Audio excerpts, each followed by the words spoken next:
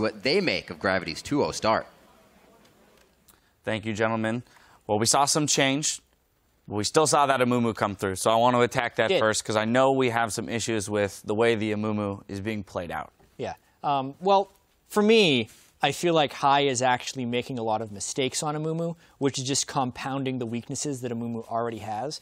Like, we were talking about the windows of engagement that Hai and the rest of Cloud9 are having trouble filling. So, like, he uses ultimate, they get 1 kill. They're not chaining it into an objective. But outside of that, there are moments where Hai is wasting his mana, so he can't have an extended fight, burning his flash defensively so he can't use it to actually have a team fight at the end of the game. And it feels like he's a little bit on tilt, as well as already playing a champion who is not standard for the competitive scene. Yeah, and one of the big things about the Mumu Engage is that in these scenarios, it's so telegraphed that the Mumu is just walking up. And basically what Gravity is doing, they're just putting their tanks in front of him and trying to like keep him off their carries. And the Mumu actually never gets a chance to get on the important targets and follow up with Lulu ulti and Yasuo combo. Yep. So a part of it is it's kind of hard to execute if you lack the vision control. And then I would like to see some more engage from other people. It can be in the top lane. It can be on the support role. So it's actually easier to execute for the team. No, Freak, the problems with engagement were only exacerbated by the fact that Cloud9 was losing pretty horribly in terms of vision through the mid game. Yeah, so a couple of interesting things, and to kind of go back to Amumu again, even though I like the champion, Jat, you were talking off camera before we got into the game, or during the game when we weren't on camera, about Amumu's not a good Sightstone jungler, a little bit because he can't like ward deeply and get away with it, right? He's not a Gragas or Rek'Sai who can leave on their own, so you don't get to deep ward much on Amumu, and we actually saw that compound a lot. So there was the like level 8 mid gank by Sneaky, which he goes in for the rocket jump and a buster shot to set up Yasuo, but Alistar's here, and Gragas too, and they're on pink wards, it's hard to clear away, but unfortunately that got turned around. About 50 minutes in, they go for a big fight on the right hand side of the map, and again, the entire team of Gravity is there first, before Cloud9, because again, the ward coverage isn't there, it's all Fog of War. C9 goes for a risk, the risk doesn't pay off multiple times in this game, and these sort of aggressive moves are failing. And that's honestly very hard for C9 to deal with right there, and it feels like these aggressive moves are not paying out. That compounded with individual misplays, you're talking about the misplays from Hai. Sneaky is missing buster shots on like a leap into Crunch Gnar, which gives you like a second and a half to buster shot him, and it's still coming in late. Like, these are also misplays that are compounding the issues these teams are facing.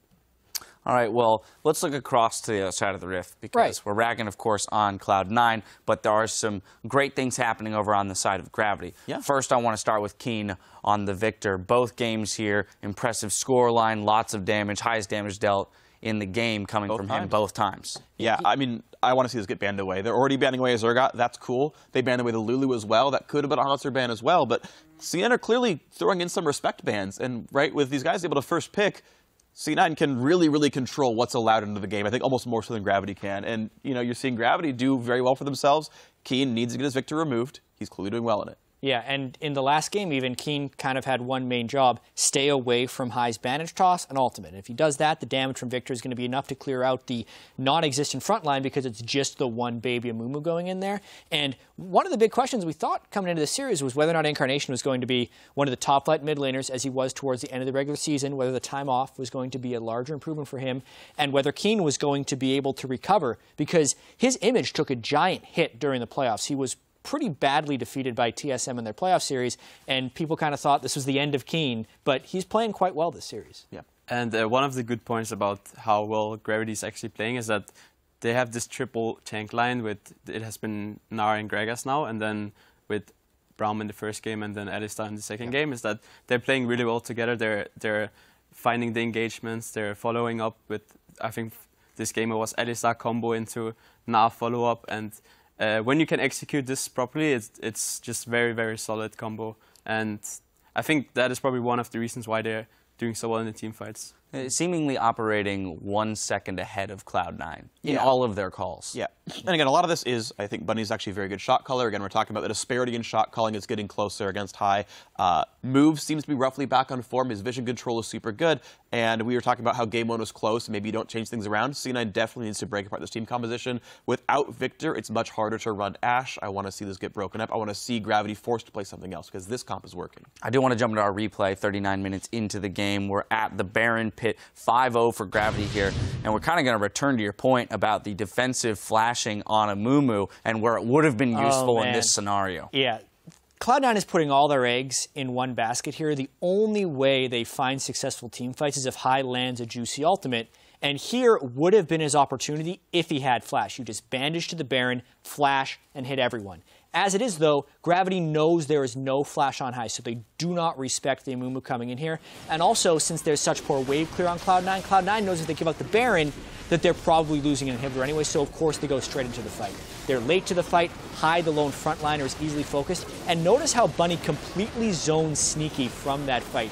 It's not even a zone. He actually combos so that they can kill him instead of just hitting him away. And the threats of Cloud9 can just never enter. The triple front line that Trashy mentioned, very effective in this fight, but also the single point of failure as far as Cloud9's initiation with Hai was punished for not having flash.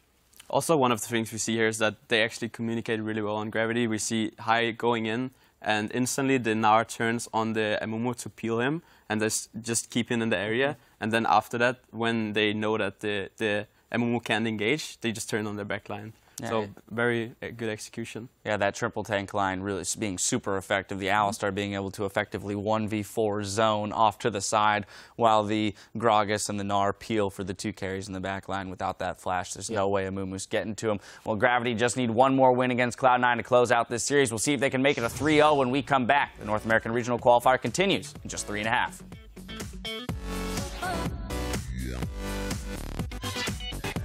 Let's see, what are all the little mannerisms we sometimes have trouble with? I'm gonna get solo killed. Yeah, solo killed is a problem, so let's try to not die. I'm gonna get solo killed. Oh, you're gonna get solo killed? I'm going to. Okay, that's fine. That's cool, that's respectable. Bunny Fufu, level 5. Why not go on him? He doesn't have any way to break the CC or ult out. Hai in a bad spot, though. Come on! Slowly. I stopped Trace. Trace and no W! Yo, I'm here. Can you Trace? Trace, nice! Kill Alistar. You got peel. I'm ulting you. I'm coming over. I'm stunning. Keen. I like it. Gives himself the give and go to get to safety. That's the ult against the wall. Hai was the only one not included. Sneaky and Hai, about 400 combined health. Haunter dives to the back line and they start shredding Cloud9. Sneaky just a few more hits. The house to come in from Haunter. He's killing himself. One last throw takes him down. The first North American Regionals looks like it might be going to Gravity as they're 2-0 over Cloud9.